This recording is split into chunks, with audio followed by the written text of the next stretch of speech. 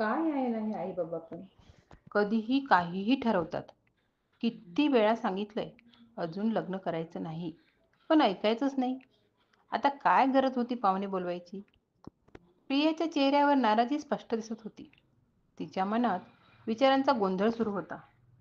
आईबाबांनी मुलाकडच्या लोकांची भेट ठरवली होती. येत्या रविवारी प्रियाला पाहायला येणार होते. प्रिया पुण्यात एका नामांकित कंपनी नोकरी करत होती. स्थळ चांगलं असल्याचं सांगत आईबाबांनी तिला नागपूरला बोलवलं होतं. तिने कितीही नकार दिला तरी त्यांच्या निर्णयावर काही फरक पडत नव्हता.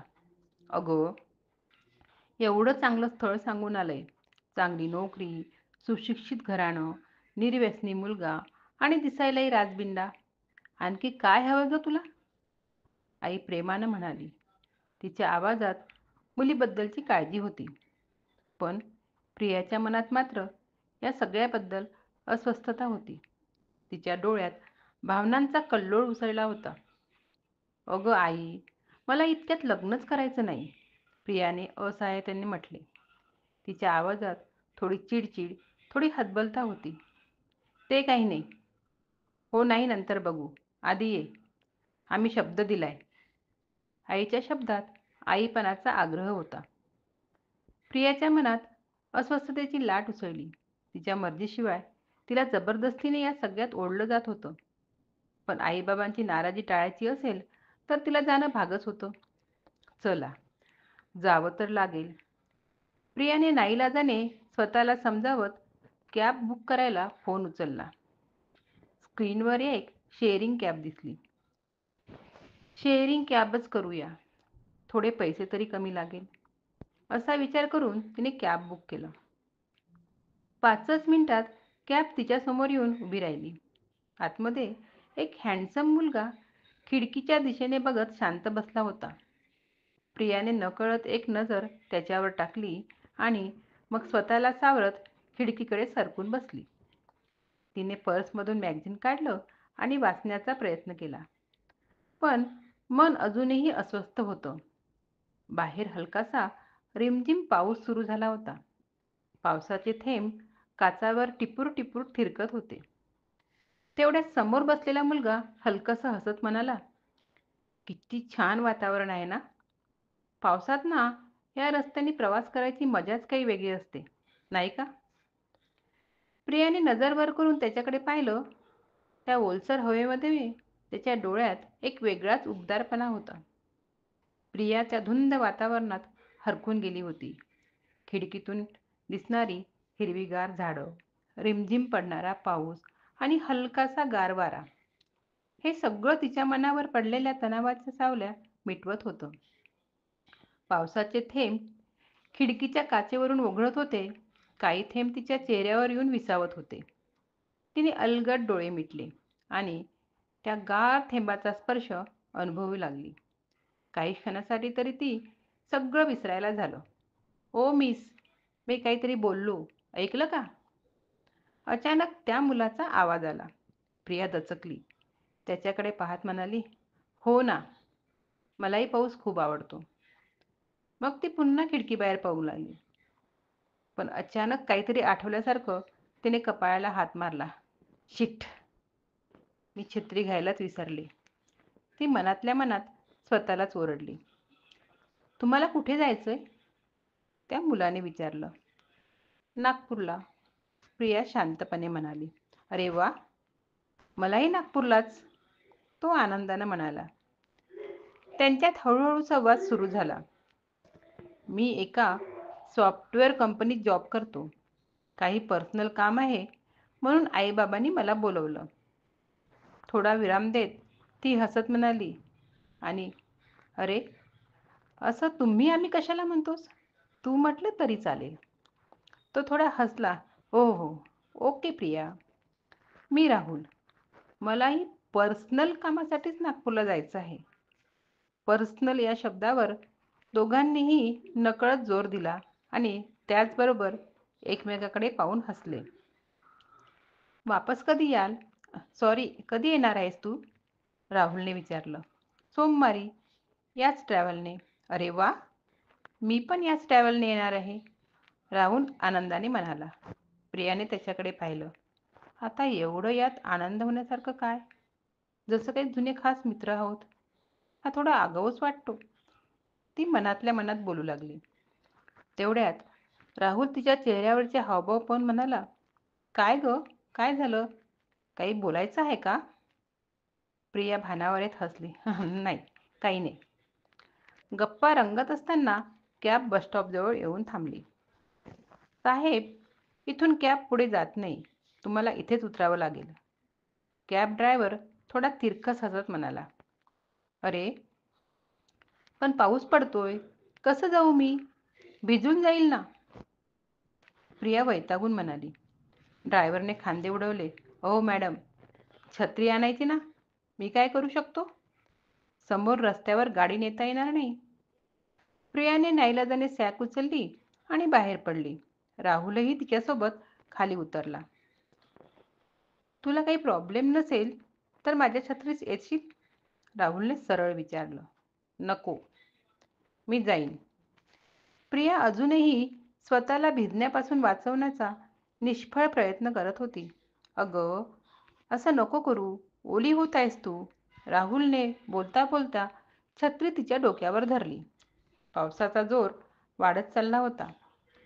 बाजूनी तिचे खांदे आणि हात ओले होत होते, म्हणून ती नकळत त्याच्याजवळ सरकली. तिच्या उष्म स्पर्शाने राहुल स्तब्ध झाला. त्याने हलकसं तिच्याकडे पाहिलं, पण तिची नजर मात्र खाली झुकली होती. त्या गार वातावरणात प्रियाच्या केसाच्या ओल्या बट्या राहुलच्या चेहऱ्यावर होत्या. पावसाच्या थेंबांनी तिच्या चेहऱ्यावर दवबिंदूसारखी चमक आली होती. थंडीमुळे तिच्या गालावर गुलाबी छटा उमटली होती आणि तिचे थरथरणारे होठ. राहुलचा क्षणभर श्वास रोखला गेला. तिच्या शरीरावर थोडासा चिकटलेला ड्रेस तिच्या सौंदर्यात अजूनच भर घालत होता.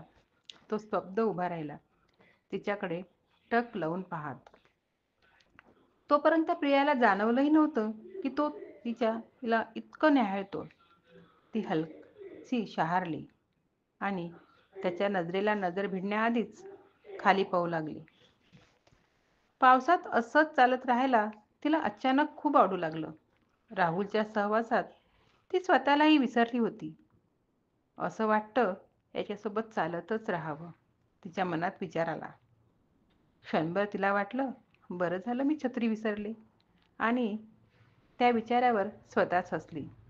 तेवढ्यात स्टॉप आला आणि दोघांचं स्वप्नासारखं वाटणारं हे पावसाळी सफर क्षणभंगूर ठरली. बस आधीच गर्दीने भरलेली होती. दोघांनी सहप्रवाशाची ॲडजस्ट करत एकाच सीटवर जवळ बसण्याचा प्रयत्न केला.